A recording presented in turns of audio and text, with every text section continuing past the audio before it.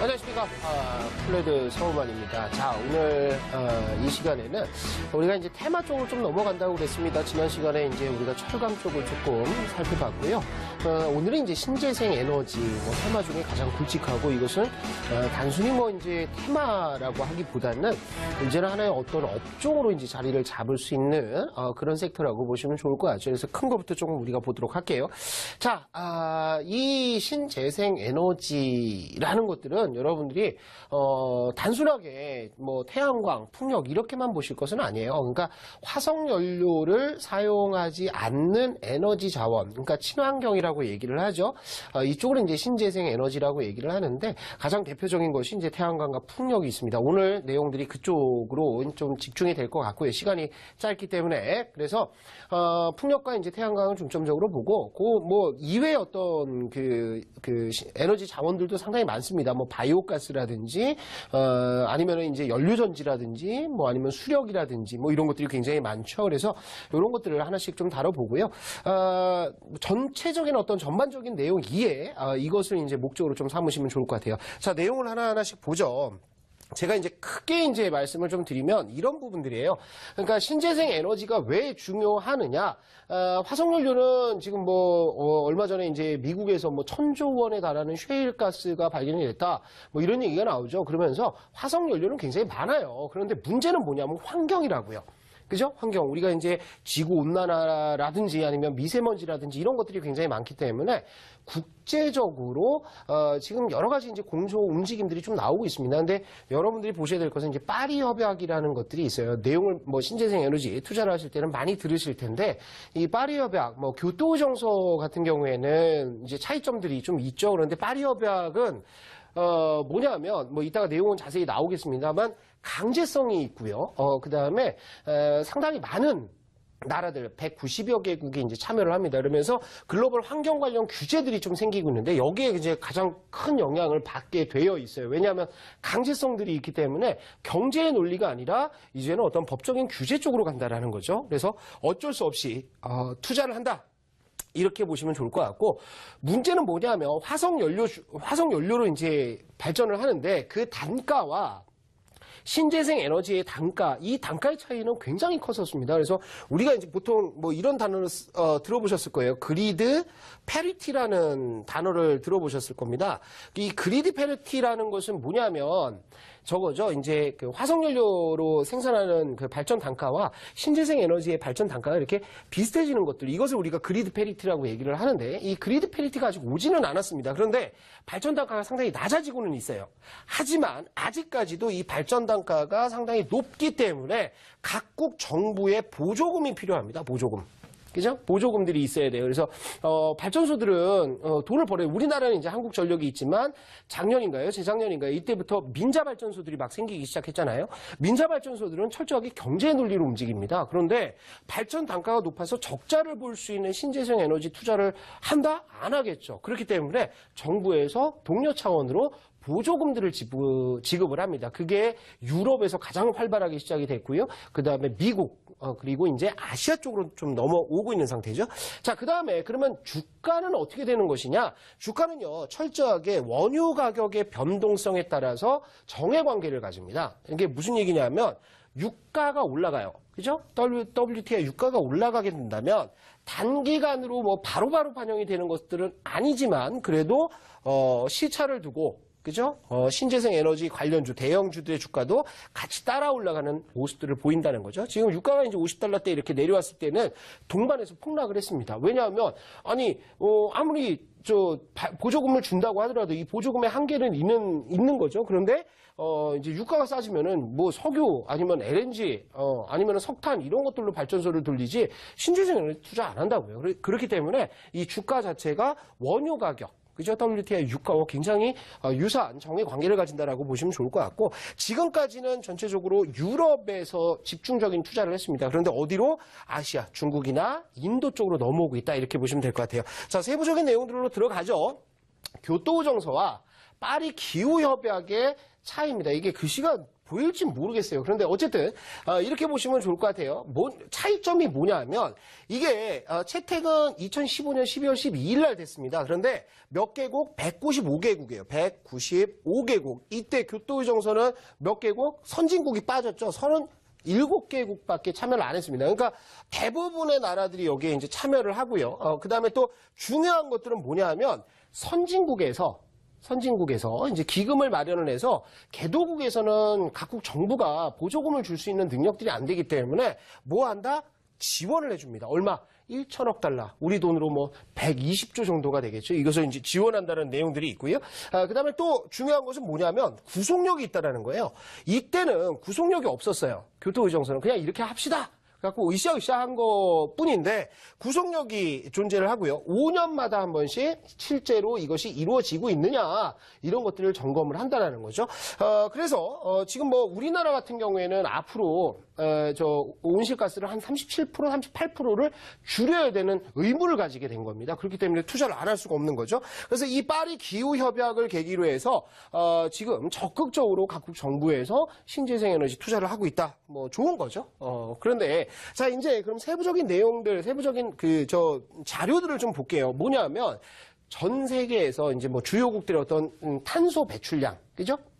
탄소 배출량을 본다면 탄소 배출량이 한 차례 이제 좀 줄어들었다가 다시 이제 계속 증가를 합니다. 왜냐하면 공장 돌리고 뭐하고 자동차 막 다니고 그러면은 탄소 배출량은 늘어날 수밖에 없어요. 그런데 중요한 것은 뭐냐면 일단 선진국에서는 미리 선제적인 투자가 진행이 됐었습니다. 그러니까 이 빨간 게 이제 미국의 탄소 배출량인데 탄소 배출량이 지금 어떻게 돼요? 감소하고 있죠. 캐나다도 감소하고 있는 상태고요. 그런데 반면에 아시아가 중요하다라고 말씀을 드리는 것은 이건 뭐냐면 요게 일본 같은 경우에는 맨 밑에예요. 일본이 여기인데 일본의 탄소 배출량은 크게 증가하지 않습니다. 근데 어디? 인도와 중국이 어마어마하게 상승을 하고 있어요. 그죠? 그러니까 그 파리 기후 협약이 체결이 된다라고 한다면 일단 인도하고 중국, 그죠? 여기에서는 탄소 배출량을 굉장히 급격하게 줄일 수밖에 없다라는 거죠. 그러니까 투자가 어디에서 나와야 된다? 아까 말씀드렸듯이 유럽이 아니라 이제는 키는 누가 지고 있다? 인도와 중국이 지고 있다라는 겁니다. 이거 뭐 어마어마하게 올라가고 있잖아요. 자, 그래서 이런 흐름들로 보시고 그러면 왜 이 탄소 배출량이 이제 문제가 되느냐? 이것을 여러분들 좀 보시면 좋을 것 같아요. 뭐냐면 여러분들 지금 우리나라 같은 경우에는 원전도 굉장히 많아요. 특히 이제 프랑스는 원전 비중이 뭐 압도적이죠. 원전 발전 비중이. 그런데 실질적으로 전 세계를 봤을 때 화석 연료를 통해서 발전을 하는 것은 어떤 발전소가 제일 많다? 석탄이 제일 많습니다. 아직까지는 석탄이에요. 석탄. 그래서 이 석탄 탄소 배출량들이 어디가 올라간다? 아까도 말씀드렸듯이 아시아 쪽이 굉장히 많이 올라오고 있는 상태예요. 아시아 쪽이. 그래서 이제 문제가 되는 것은 그러면 석탄으로 발전하는 이 발전 단가가 아마 한 2015년 2014년 이 기준으로 해서 원전이 제일 싸고요. 그 다음에 석탄인데 석탄이 신재생 에너지의 뭐 5분의 1, 10분의 1밖에 되지가 않아요. 원가가. 그죠? 그게 이제 문제인데 요즘 들어서 2017년, 16년 이때 말부터 시작해서 2017년 그 중국의 이제 석탄 가격들을 보면 석탄 가격이 계속해서 좀 올라가고 있는 상태입니다. 그러니까 격차가 줄어든다라는 것은 신재생 에너지 업종에 굉장히 좋다라는 거죠. 그러니까 보시면은 이게 석탄이에요. 그죠? 석탄의 발전 그 비중이 가장 높다라는 것들. 그런데 여기서 뭐가 나오고 있다? 제가 이제 철강 얘기를 좀 하면서 철강 업종이 아니죠. 화학 업종 편에서 석탄 가격이 급등하는 것들을 좀 보여드렸어요. 그죠? 최근 들어서 2017년까지 막 올라가고 있는데 그런 흐름에 따라서 일단 석탄의 발전 비중들이 떨어질 가능성들이 있다. 그렇다면 그것은 뭐다? 신재생 에너지에 굉장히 호재로 작용할 가능성들이 있다. 이렇게 보시면 좋을 것 같고요. 자, 미국 쪽으로 한번 볼게요. 미국에서 투자들이 굉장히 많았었습니다. 그래서 그 신재생 에너지 연도별 총 생산량들이 나오고 있는데 이게 2014년, 15년도까지 굉장히 가파르게 늘었습니다. 그러니까 지금 오바마 정부 들어와서 한 8년 동안 굉장히 집중적인 투자를 했다라는 거예요. 특히나 이제 태양광 이쪽으로 투자를 좀 많이 해서 올라온 상태고요. 그다음에 미국에서는 뭐 압도적인 게 뭐예요? 지금 바이오 연료라든지 뭐 이런 쪽으로 뭐 포트폴리오는 이제 열려 있는 상태인데 집중적인 투자가 지금 태양광 쪽이 상당히 많이 올라가죠. 맨 밑인데 가장 급격하게 올라가는 게 태양광 쪽 투자를 좀 많이 하고 있다. 라는 측면이고, 풍력은 상당히 이미 많이 투자가 됐어요. 그런데 풍력 같은 경우에는 왜 태양광보다 더 빠르게 올라가느냐, 이런 것들을 보시면, 그 풍력이 발전 단가가 태양광의 한 3분의 2 아니면 절반 수준밖에 되지가 않습니다. 그렇기 때문에 풍력을 먼저 하는데, 풍력은 지역적인 어떤 적에 있어요. 제한들이 좀 있죠. 그렇기 때문에 풍력이 성장성이 폭발적으로 나오다가 정체기가 맞으면 태양광 쪽으로 넘어가지 않을까 이런 생각이 좀 듭니다. 자, 요것은 세계 이제 이제 전력 생산 비중 중에서 각국 나라들 중에서 이제 풍력 발전이 차지하는 비중, 이것을 보시면 어디가 제일 높냐면 스페인이 제일 높습니다. 그죠? 17.7% 정도가 돼요. 그 다음에 어디냐면 그 다음이 독일입니다. 독일이 13.6%, 그 다음에 스웨덴이 9.76% 비중으로 상당히 많이 풍력 발전이 이제 투자가 됐습니다. 스페인 같은 경우에는 바람 많이 불잖아요. 그죠? 독일은 보조금을 엄청나게 때려 박았고요. 그리고 스웨덴도 역시 그런데 세계의 특징은 뭐예요? 유럽입니다. 그죠? EU 쪽이에요. 유럽 쪽에서 이미 투자가 돼서 발전 비중, 거기에서 풍력, 이쪽으로는 상당히 많이 진행이 됐다라고 보시면 좋을 것 같고, 그 다음에 이거는 뭐냐면 태양광입니다. 태양광도 역시나 1등이 누구다? 이탈리아. 그죠? 이탈리아가 1등을 하고 있고요. 그 다음에 독일이 5.94% 정도 비중을 가지고 있고, 그 다음이 스페인입니다. 그러니까 역시나 스페인 쪽이 저거죠. 스페인이 풍력이나 이쪽으로 많이 투자를 하고 있는 거고, 이탈리아, 독일 전부 다 EU 국가들이죠. 그러니까 이렇게 생각하시면 이 그래프를 보여드린 이유가 뭐냐면, 여기에도 이제 또 전체 비중이 나와요. 전체 비중이 나오는데 가장 높은 데가 어디냐 하면 제가 보여드리면 이게 독일이고요. 그죠? 영국, 그 다음에 이탈리아, 스페인, 그 다음에 스웨덴, 폴란드입니다. 쭉쭉쭉 올라와 있잖아요. 여기는 호주고요. 그래서 호주를 제외하면 대부분의 국가들이 어디? EU 쪽에 그죠? 유럽 국가들이 이미 투자를 많이 끝내놨다라는 거예요. 그러면 여러분들이 지금 봐야 되는 것은 뭡니까? 이쪽에서는 투자 비중, 신재생 에너지 발전 비중들을 이렇게 높여놨는데 여기서 투자가 더 공격적으로 나올까요? 그렇지 않다라는 거죠. 그렇다면 신재생 에너지에 있어서 여러분들이 주의 깊게 봐야 되는 정부의 정책들은 어디다? 유럽이다? 아니죠. 어디라고 그랬죠? 아시아 쪽을 이제부터는 보셔야 된다. 이 결론이 나오게 되는 겁니다. 오케이. 그 다음에, 우리나라 내용들인데, 요거는 좀 지나가도록 하고요. 이제 시간이 없으니까 바로 이제 좀 넘어가도록 할게요. 풍력을 먼저 좀 설명을 드릴 거예요. 풍력 관련해서, 전체적으로 풍력과 태양광 이쪽에 이제 생산 단가는 최근에 5년 동안 한 60% 정도 이제 급락을 했습니다. 그죠? 이 좋은 거죠. 그러니까 발전 원가가 그전에는 1,000원을 줘야지 발전을 했었는데, 발전량들을 만들었었는데, 이제는 얼마? 한 400원만 주면 발전을 할 수 있다라는 거예요. 그만큼 원가가 지금 내려갔는데요. 풍력 같은 경우에는 1메가와트당 얼마냐면, 예전에는 2009년, 이때는 169달러 정도였어요. 1메가와트 생산을 하는데, 지금은 어디다? 37달러에서 81달러대까지 상당히 많이 내려왔죠. 그리고 태양광 같은 경우에는 2009년에 1메가와트당 394달러, 400달러 가깝게 들었었는데 최근에는 얼마? 86달러대까지 내려왔다라는 거죠. 그러니까 상당히 이렇게 원가 구조가 개선이 됐는데 이런 것들은 여러분들 이제 대량 생산 또 생산 공법 이런 것들이 이제 발전을 하면서 폴리실리콘 가격 떨어지고요. 그 다음에 풍력에서도 풍력 발전기를 돌려가지고 여러분들 제주도 가면 볼 수 있잖아요. 크게 이렇게 돌아가는 거 이런 것들이 이제 효율성들이 높아지고 기술력이 좋아지고 그러면서 원가가 쭉쭉쭉 내려오고 있는 거죠. 더 내려와야 됩니다. 실상은. 자, 그리고요, 풍력 같은 경우에는 이게 이제 구조인데, 여러분들 제가 이제 제주도를 말씀을 드렸는데, 이렇게 프로펠러를 막 돌리면요, 이게 들어가서, 저걸 하는 거죠. 막 기어박스를 돌리고, 여기에서 발전기가 막 돌아가면서 여기서, 저게 나오는 겁니다. 전기가 생산이 되는 거죠. 그리고 태양광이나, 미리 말씀을 드리면, 태양광이나 이런, 풍력 발전이나 여기에서 중요한 것들이 뭐냐면, 부수적으로 필요한 것들, 이것이 뭐냐면 ESS 시스템, 에너지 저장 시스템이 여기에 필수적으로 결부가 되게 돼 있습니다. 왜냐하면, 자, 보세요. 화석연료를 통해서, 발전을 한다라고 하면 전기가 필요해. 수요가 막 늘고 있어. 전기, 비축량들이 쭉쭉 떨어져. 그러면은 화석연료를 막 태워가지고 저거 할 수 있어요. 그죠? 석탄 더 집어넣고 발전소 때 불 켜가지고 계속 돌리면은 전기를 그때그때 생산을 할 수가 있습니다. 근데 신재생 에너지의 특징은 뭐냐면 여러분들 전기 없다고 해서 바람 불라고 해서 바람이 불겠습니까? 아니면 밤이 됐는데 뭐 태양광 발전하겠어요? 그게 아니죠. 그러니까 발전할 수 있는 시간, 이때 발전을 해서 어디에 넣어놔야 된다? 아주 대형 에너지 저장 시스템에 넣어야 된다. 그렇기 때문에 신재생 에너지와 굉장히 저게 많은 연관성이 많은 업종이 2차 전지 쪽이죠. 그죠? 그래서 2차 전지의 가장 큰 시장은 지금은 이제 스마트폰이라든지 핸드셋이 될 거예요. 모바일 기기가 되는데 이게 이제 어디로 넘어간다? 더 큰 시장 전기차로 넘어갈 것이고 그 다음에는 에너지 저장 시스템이 그 다음으로 큰 시장이 되지 않을까. 그래서 2차 전지랑 같이 동반해서 보신다. 이렇게 생각하시면 될 것 같아요.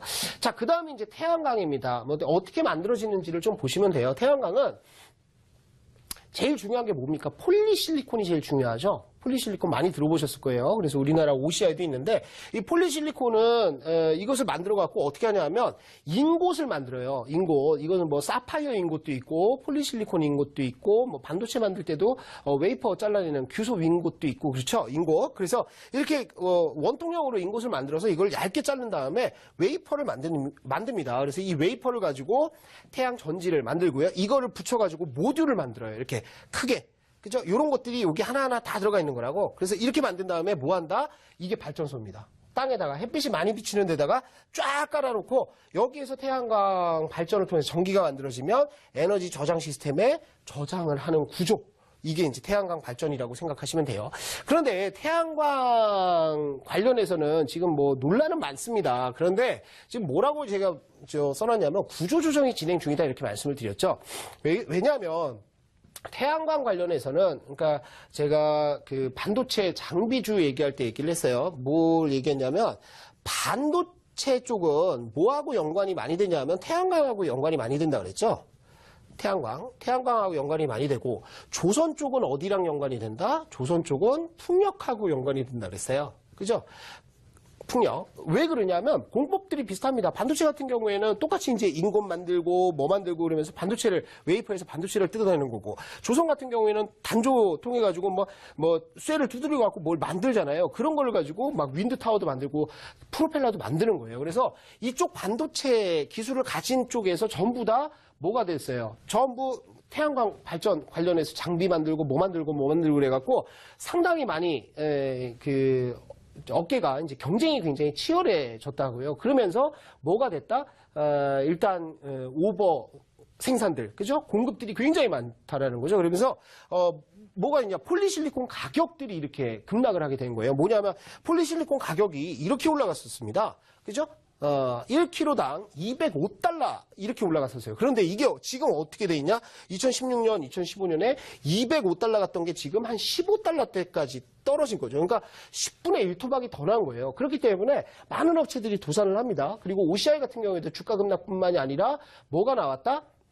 주가 급락 그리고 수주 취소 이런 것들이 나왔습니다. 왜? 폴리실리콘 만들어서 모듈 만들고 이렇게 발전소를 만들 때 회사들이 막 도산해 나가기 시작하는 거예요. 그러면서 지금 뭐가 구조조정이 좀 진행이 되고 있는 거죠. 다행스러운 것은 폴리실리콘 가격들이 뚝뚝뚝뚝뚝 떨어지면서 이제 낙폭들이 어느 정도는 진정이 되고 뭐 이제 추가적인 급락보다는 이제 버티기 구간으로 들어갔다라는 거죠. 그렇기 때문에 태양광도 어느 정도는 이제 좀 구조조정이 끝난 것이 아닌가 이렇게 판단이 되는데 이렇게 급락한 이면에는 그런 것들이 있죠. 뭐냐면 아까 제가 이제 말씀드렸듯이 보조금이 중요하다고 말씀을 드렸잖아요. 그런데 이게 공급 과잉뿐만이 아니라 각국 정부에서 보조금 지급을 못했습니다. 왜? 리먼 사태 이후에 경제 침체기가 굉장히 크게 왔죠. 그러면서 정부에서 더 이상 주지 않는 거예요. 늘리지 않는 거죠. 그러니까 정부에서 이제 뭐 돈을 받을 것이라고 생각한 이런 업체들이 상당히 많이 도산을 하는 모습들, 그런 모습들을 보였다. 그러니까 정책들을 잘 챙겨봐야 된다. 이렇게 생각하시면 될 것 같고요.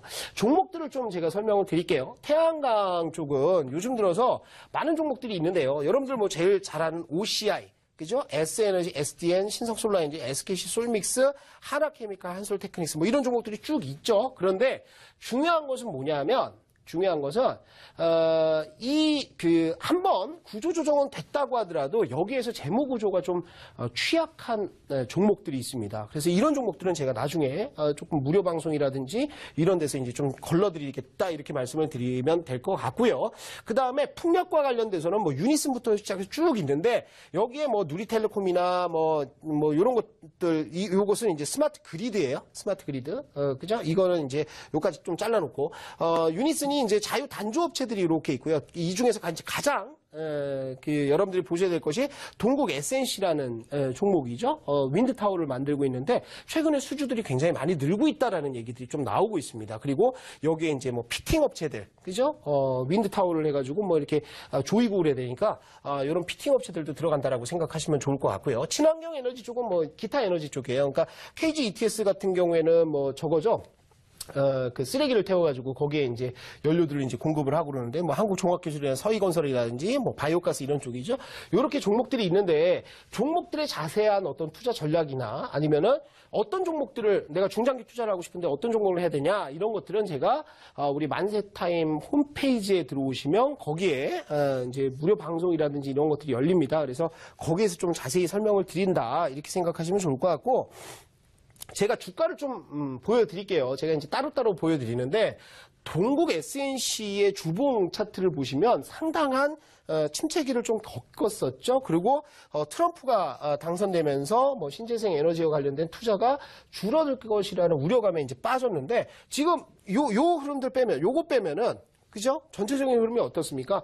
완만하게 월봉이 바닥을 치고 올라가고 있다. 그 다음에 OCI도 볼게요. OCI는 뭐 65만 7천 원대까지 갔다가 여기서 폭락을 시작해서 10분의 1 토막도 더 났었죠? 그죠? 그래서 여기까지 내렸는데 얘도 완만하게 바닥을 잡아가고 있다. 이 이유가 무엇이다?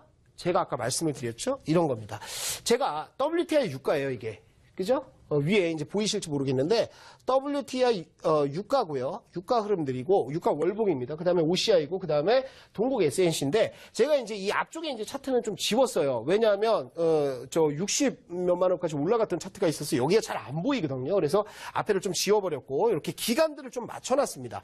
맞춰놨는데 이게 월봉인데 보시면 어떻게 됐냐면 유가가 100달러 때부터 시작해서 급락을 합니다. 그죠? 계속 급락을 했죠? 그러면 그때부터 시작해서 어떻게 돼요? OCI도 똑같이 급락 흐름들이 좀 나왔죠. 동국 SNC도 미리 급락하기는 했지만 어쨌든 여기에서 다시 한번 바닥권까지 떨어져 내려오는 모습들을 보여주고 있다는 거죠. 그러니까 이거예요. 유가가 급락하게 되면 물론 뭐 그런 건 있습니다. 유가 급락한다는 것은 경기가 안 좋기 때문에 지수가 급락하면서 동반해서 다 내려오는 흐름들이 나왔다 이렇게 해석할 수도 있지만 어쨌든 이 유가 흐름에 따라서 지금 OCI와 동국 SNC가 같이 동반급락하는 모습을 보였고 유가가 지금 올라가고 있습니다. 그죠? 바닥을 다지고 50달러대까지 올라가고 있는데 이런 흐름들에 따라서 OCI도 바닥을 잡고 슬슬 위쪽으로 방향을 틀고 있는 상태고요. 그 다음에 요거죠. 동국 SNC도 지금 바닥을 잡고 올라가고 있다. 이렇게 보시면 될 것 같아요. 그래서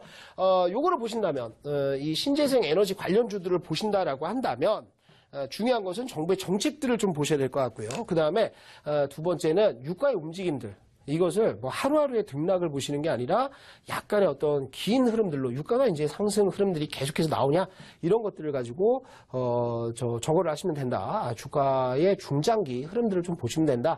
이렇게 생각하시면 좋을 것 같아요. 자, 오늘 신재생 에너지를 굉장히 우리가 좀 뭐라 그럴까요? 브리프하게 그죠? 띄엄띄엄 봤습니다. 그런데 신재생 에너지 관련주에 대한 전체적인 시각 자체는 긍정적으로 보세요. 왜냐하면 이전까지는 협의 수준에 지나지 않았던 어떤 글로벌 공조 체계가 이제 구속력을 가지고 있고 인도나 중국 쪽 이쪽의 시장들이 폭발적으로 늘고 있다는 거죠. 그래서 인도나 중국의 그 정책들을 좀 보시면서 약간 긍정적인